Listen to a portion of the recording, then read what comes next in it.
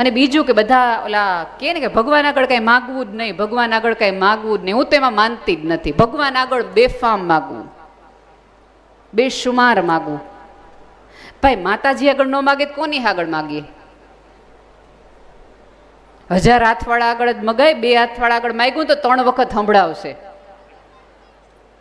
આજે તમે માતાજી આગળથી લાખ કરોડ રૂપિયા માંગ્યા અને ક્યારે ભગવાન આવી વચ્ચે આવીને ઊભીને કીધું કે લાવે ઓલા પૈસા પાછા કેદી હવે પાછું દેવાનું છે, કઈ કામ તો હારા કરતો નથી, ક્યારેય તમને નહીં પૂછે. ચોક્કસ ભગવાન આગળ જ માગો, એની આગળ જ માગો. બેશુમાર માં આગળ ન માગે કોની પાસે માગીએ? કાળા માથાવાળા માનવી આગળ માગવું એના કરતાં 1000 હાથવાળા આગળ માગવું 100 વાર બરાબર છે. જો ધન હોય ને તો ધર્મ થાય, ધર્મમાંથી ધન ન થાય. એટલે ચોક્કસ માગવું ને સંસારી જેવો તો કોઈ ધર્મ જ નથી. અમારે ત્યાં ગુજરાતી કાઠિયાવાડમાં કહેવત છે, કોકના ટાણા સાચવવાના હોય. આપણે ત્યાં તકલીફ એ છે કે આપણે સમય નથી સાચવતા કોઈનો.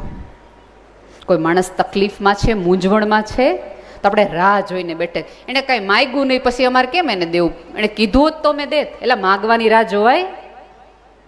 એક કુટુંબનું હોવું, એક મોસાળનું હોવું, ભાઈ બહેન હોવું, મામા દીકરાનું હોવું, કાકા માસીનું હોવું, એનો અર્થ એ છે માગ્યા વગર પીરસે, એ માગ્યા વગર આપે, એ પોતાના કહેવાય. બાકી રિક્વેસ્ટ મોકલે તો બેંકવાળાએ ઉધાર દે, કાગળિયા વાંચીને તો આધાર કાર્ડ દો તો એ તમારો આધાર બને. સાહેબ એક પણ આધારના ઓળખ વગર માત્ર આ વેલાણી ને વસાણી માત્ર એક સરનેમ વાંચીને દે ને એ પોતાના કહેવાય. બાકી તો HDFC વાળાને બધા લોનો દે, ઓળખાણ ન હોય ને તોય. એટલી ઓળખાણ આંખની રાખતા શીખો. અત્યારે બેઠા છો, ભેગા થાવ છો તો એવી રીતે ભેગા થાવ. તમારા સંતાનોને કહો કે આ દૂરના માસી નથી, આપણા માસી છે, આ દૂરના નજીકના કાઢી જ નાખો. અમારા સગ્ગામાં કાકા, એટલે છોકરાને એમ થાય કે ઓકે આ 2-3 પ્રકાર હોય ને એમાં આ સૌથી સાચા, બાકી ઓલા બધા ઠીક. હવે સગા કાંઈ નહીં, કારણ કે અત્યારે તો હવે કુટુંબો જ નાના નાના થઈ ગયા છે. તમે લગભગ આપણે 1-2 સંતાનો, 1-2 સંતાન, તમે ક્યારે વિચાર કર્યો છે કે એ જ્યારે આવતા દિવસોમાં 20 વર્ષ પછી એમણે આટલી સભા ભરાવાની છે ત્યારે આટલા બધા નહીં હોઈએ આપણે, થોડાક જ હશું. ત્યારે એને કોઈ પણ પોતાનું લાગવું જોઈએ. મારા સગ્ગા કાકા ને મારા સગ્ગા મામા એવું નહીં, બધા જ મારા મામા ને બધા જ મારા કાકા, બધા જ મારા માસી ને બધા. સાચા ખોટાય નહીં, દૂર નજીક નહીં, બધા મારા પોતા. આ 2 સરનેમ આવે ને બેટા એ બધાય તારા. અને આમ તો આ જગતમાં જેટલા માણસો છે ને એ એટલા તારા પોતાના. એવા સંસ્કાર સાથે આપો તો આ બધા મેળાવડા, તો આ બધી મહેફિલોનો એક રંગ આવશે, એક વિચાર. આ જે ગુલાબી કફનીઓવાળા છેલ્લા 4 મહિનાથી મને મહેશભાઈ, મુકેશભાઈના ફોન આવતા હતા, એટલા માટે આવતા હતા કે એને એવું હતું કે આ જોડાયેલું રહે. દરેક જોડ ફેવિકોલથી કે સેલોટેપથી નથી જોડાતા, થોડાક લાગણીના હોય છે મારા બાપ, એને પોતાના રાખો. સંતાનોને તમે ખબર છે અત્યારે સ્કૂલમાં આપણે શીખવાડીએ, તમને ક્યારે એવો વિચાર આવ્યો છે કે સ્કૂલમાં શું કામ ફેવિકોલ સાથે કામ કરતા શીખવાડે? દરેક ફાટલી વસ્તુને શું કામ જોડતા શીખવાડે? એ બાળકને એ શિક્ષણ આપે છે કે સંબંધોમાં તિરાડ પડે, ફાટી જાય, જૂનું થાય તો એને કચરા ટોપલીમાં ન નાખવાનું, એને સાંધવાનું હોય. લાગણીથી, હૂંફથી, પ્રેમથી અને નિસ્બતની સેલોટેપથી એને જોડી રાખવાનું હોય તો, અને એમાંથી નવું ચિત્ર દોરવાનું હોય. અહીંયા બેઠેલી તમામ સ્ત્રીઓને નમ્ર વિનંતી છે કે તમને એવું લાગતું હોય કે સંબંધમાં થોડા ઘણા મન દુખો, મતભેદ થઈ ગયા હોય છે, એનો અર્થ એ નથી કે આપણે સંબંધથી મોઢું ફેરવી લઈએ. કોઈક વ્યક્તિ તમારી માટે 100 વસ્તુ સારી કરે ને તો તમને યાદ નહીં હોય, એક ના તમને બધાને યાદ છે. એણે મને ના પાડી દીધી સીધી, લે. ત્યારે દરેક વ્યક્તિ એવું પૂછ્યું 100 વખત હા પાડી, ત્યારે તને આવો વિચાર આવ્યો તો કે લે એને તરત હા પાડી દીધી. આપણે ક્યાંક એવું માનીએ છીએ કે કોઈ સારું વર્તન કરે છે ને તો હું સારા વર્તનને લાયક છું, હું માણસ સારી છું એટલે મારી યાર બધા સારું વર્તન જ કરે. ક્યારેય આપણે એવું નથી માનતા કે સામેવાળાની ઉદારતા હોય મારી યાર સારું વર્તન કરવા માટે. અને ક્યારેક કોઈક વ્યક્તિ ગુસ્સામાં હોય, મૂંઝવણમાં હોય, તકલીફમાં હોય તો 2 શબ્દ બોલાઈ જાય, એનો અર્થ એવો નથી કે વ્યક્તિ આખો ખરાબ છે, સંબંધમાં હવે કાંઈ લઈ લેવાનું જ નથી. અને અહીંયા બેઠેલા દાદા દાદીઓ, નાના નાનીઓને વિનંતી છે કે તમારા સંતાનોને પ્રેમ આપો, ચોકલેટો નહીં. આપણે ક્યાંક એવું માનીને બેઠા છીએ કે વસ્તુઓ જેટલી મોંઘી આપશું ને એટલા બાળકો તમારી પાસે રહેશે. વસ્તુ આપશો ને તો બાળક આવીને જતું રહેશે. પ્રેમ આપશો ને, વાર્તાઓ કહેશો ને તો જગતના કોઈ પણ ખૂણેથી તમને ગોતતો આવશે. કારણ કે આવતા દિવસોમાં કમાઈ તો પોતાની રીતે એ વસ્તુ લઈ લેશે, પણ ઓલો સ્પર્શ, ઓલો હુંફાળો પ્રેમ, ઓલી હગ છે એ દાદીને નાની જ આપી શકવાના છે. એની બેંક રચાવો, એમાંથી ખોટ પૂરતા શીખવાડો. સંબંધોની કથા બહુ જ મજાની છે. અને આમ જુઓ ને તો માનવ સભ્યતાની આખી કથા સંબંધની કથા તો છે. તમને શું લાગે છે કે તમને કોઈને બધાને પૈસાની જરૂર છે? તમને કોઈકને અડધી રાતના હોકારાની જરૂર છે? આ બધા અહીંયા બેઠેલા ભાઈઓ મહેનત એ કરે છે કે પૃથ્વીના કોઈ પણ ખૂણામાં તમે લથડી જાઓ, તમને કોઈક વ્યક્તિની જરૂર પડે ને તો અમુક ફોન નંબર તમારી પાસે, ખબર છે, એટલે ઇમરજન્સી નંબર હોય ફોનમાં. જ્યારે ઓલી બેન બોલે ને, આપ जिस व्यक्ति से संपर्क करना चाहते हैं वो व्यक्ति संपर्क क्षेत्र से बाहर है, એટલે હું અમુક વ્યક્તિને ફોન કરું ત્યારે મને એમ થાય, બેન તને શું ખબર, આ માણા આવ્યા તે દીનો સંપર્ક ક્ષેત્રની બહાર છે,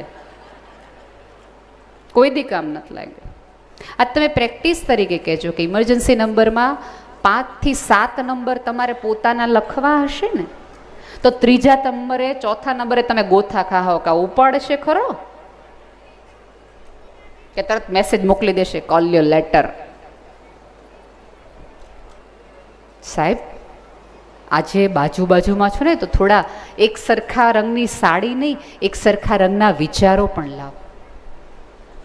વસ્ત્ર અલગ અલગ હશે તો ચાલશે, પણ તમારી લાગણીને વિચાર એક સરખા હોવા જોઈએ જે તમને જોડી રાખશે. આ સભા મંડપમાં 5000 સ્ત્રીઓ છે, 5000 સ્ત્રીઓ જુદા જુદા વસ્ત્રોથી આવે ને તો એનો વાંધો નથી, પણ આ એક સરનેમના નેજા હેઠળ આવે, એ પ્રેમના નેજા હેઠળ આવે, એ મહત્વનું છે. એ સૌથી વધુ મૂલ્યવાન છે. અને એ પ્રાઉડ સાથે જાઓ. તમને પોતાને, તમારા પહેરવેશને, તમારી અટકનો એક પ્રાઉડ હોવું જોઈએ. જો તમને તમારામાં નથી તો તમે સંતાનોમાં નહીં આપી શકો. આવતા દિવસોમાં આ પેઢી તો થોડાક વખત પછી તમને કહેશે કે અમારે નથી થવું, અમને ત્યાં મજા નથી આવતી. શું કામ ખબર છે? કારણ કે આ લોકો જ્યારે ઘરે જાય ને ત્યારે આપણે ઘરે એક બીજા દૂરના વ્યક્તિઓને ફોન કર્યા હોય, કાંઈ જમણવારની વ્યવસ્થા ન થારી હો આ વખતે, સાચું. ગરમી કેવી હતી, પાણીની વ્યવસ્થામાં મજા જ ન આવી. આ બહુ આ ભેગા આટલા બધાને કરે ને પછી કંઈ મજા ન આવે. પ્રોગ્રામમાં કેટલી ભૂલો હતી એવું આપણે એકબીજાને કહીએ અને બાળકો એ સાંભળે અને પછી આવતા દિવસોમાં નક્કી કરે કે આવા કાર્યક્રમમાં હું જાઉં જ્યાં મમ્મીને મજા નથી આવતી ને પપ્પાને મજા નથી આવતી.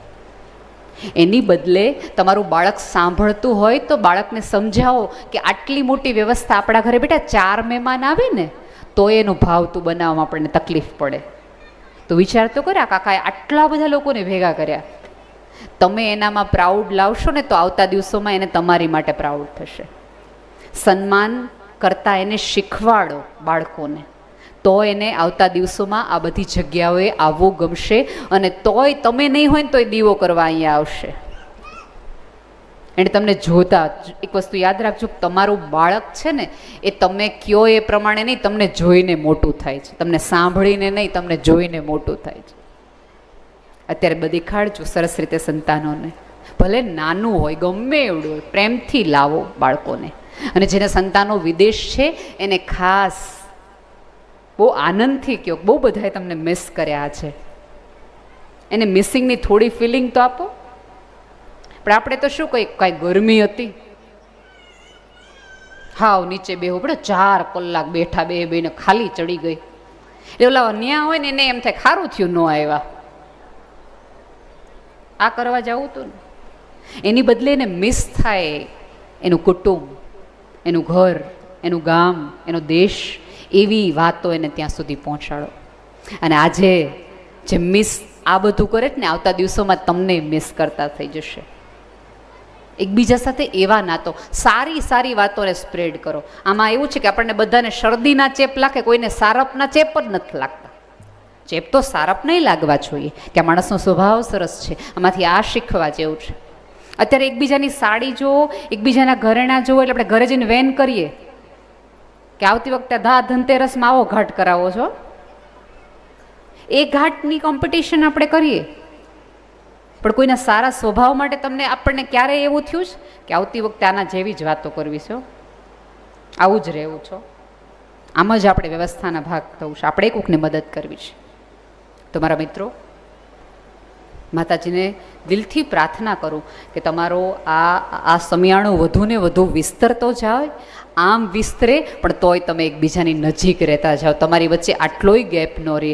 સ્ત્રી છે એ પુરુષે આપેલા બલિદાનને સ્વીકારે અને પુરુષો છે એ સ્ત્રીએ લીધેલા ઘસારાને ઘસરકાને પોતાની થોડુંક સન્માનથી જોતા થઈ જાય. તમે જ્યાંના છો એનું એક તમે સન્માન રાખતા જાઓ. એકબીજાને પ્રેમ કરવા માટે તમે પૃથ્વી પર આવ્યા છો, બાંધવા માટે નહીં, એ યાદ રાખો.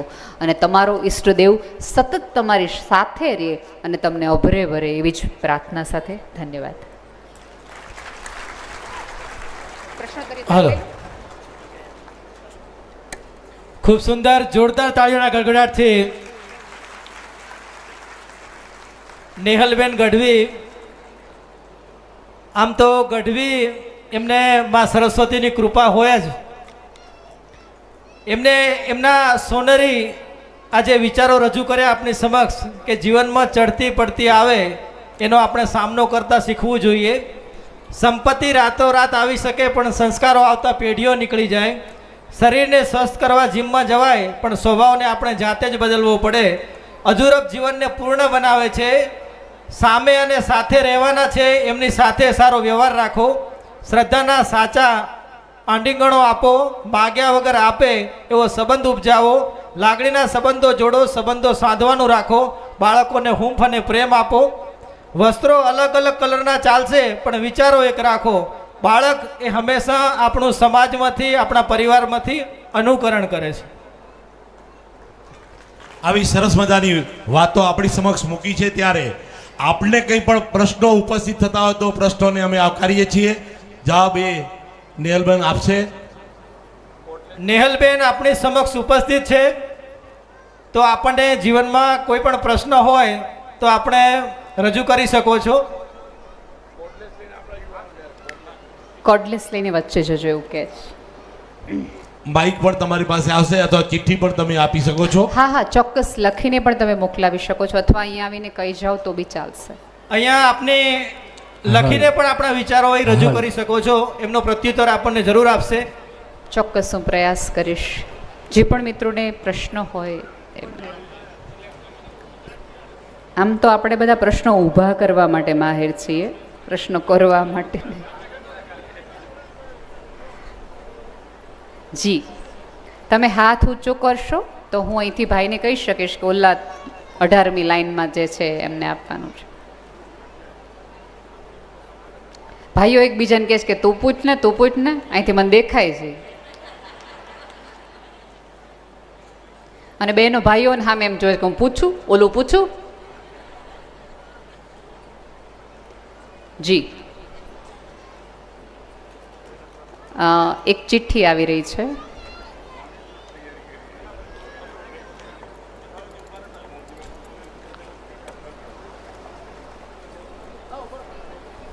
આમાં એવી છે કે અત્યારે બધા આગળ ચિઠ્ઠીઓ હશે પણ હિસાબની હશે, પ્રશ્નો લખી શકાય એ નહીં હોય.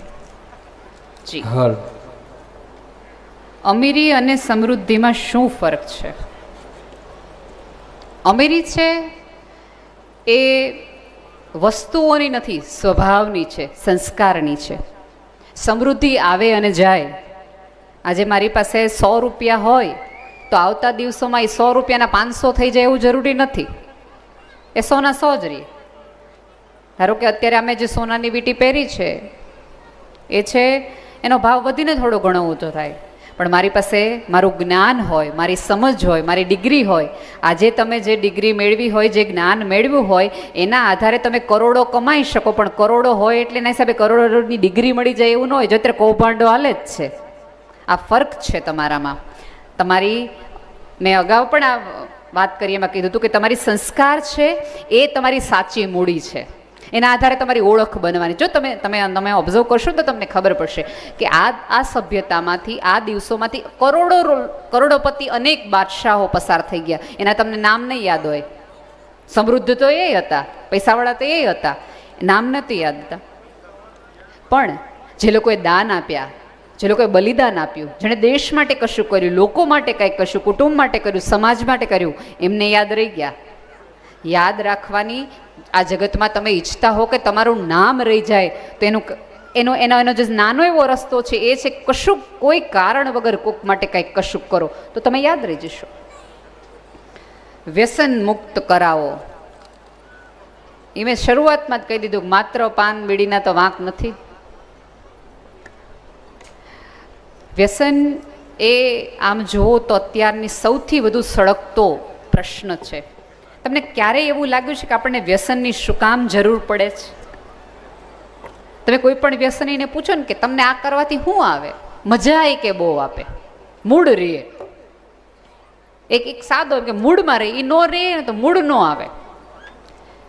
5000 વર્ષની સભ્યતા રહી, તમે મૂડમાં રહી શકે એવો એક માણા ન ગોતી શક્યા, એક સંબંધ ન ગોતી શક્યા, એકાદ એવો વિચાર ન ગોતી શક્યા કે તમે માત્ર વ્યસન તરફ એક નાનું એવું 135 નામનું જે આવે રસાયણ, એમાં જ તમને મજા આવે છે? સાહેબ, આ વ્યસનની તકલીફ એ છે કે દરેક પુરુષ વ્યસન કરે છે અને એની ભરપાઈ આખું કુટુંબ કરે છે. દરેક સમાજ છે વ્યસન બે હાથ જોડીને એટલા માટે મૂકે. ચોક્કસ તમને બોર્ડમ ફીલ થતી હોય, તમને કંટાળો આવતો હોય, તમને મજા ન આવતી હોય તો મજા આવવાના કારણો ગોતાય. આ એવી જડે ન થાય કે તમારી જીવનની દોરી ટૂંકી થતી જાય. આ એ મજા છે આજે નહીં આવે ને કાલે આવશે.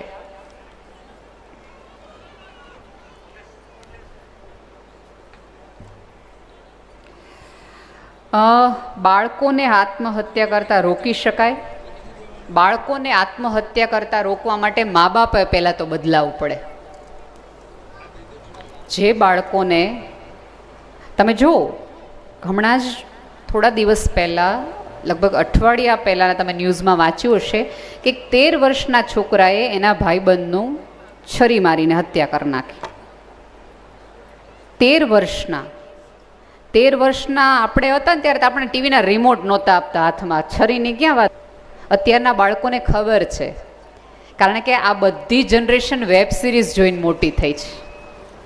એ જોવે છે કે પિસ્તોલ આમ હલાવાય, છરી આમ ગપાય. આપણા બધા ધાર્મિક શાસ્ત્રો તેમાં હનુમાનજી ગદા લઈને નીકળે પણ એ રાક્ષસને મારતા હતા. એટલે બાળક એવું વિચારતો હતા, એટલે આપણે એવી રીતે મોટા થયા, કંઈક અસામાજિક હોય એને મારાય, આવા નહીં.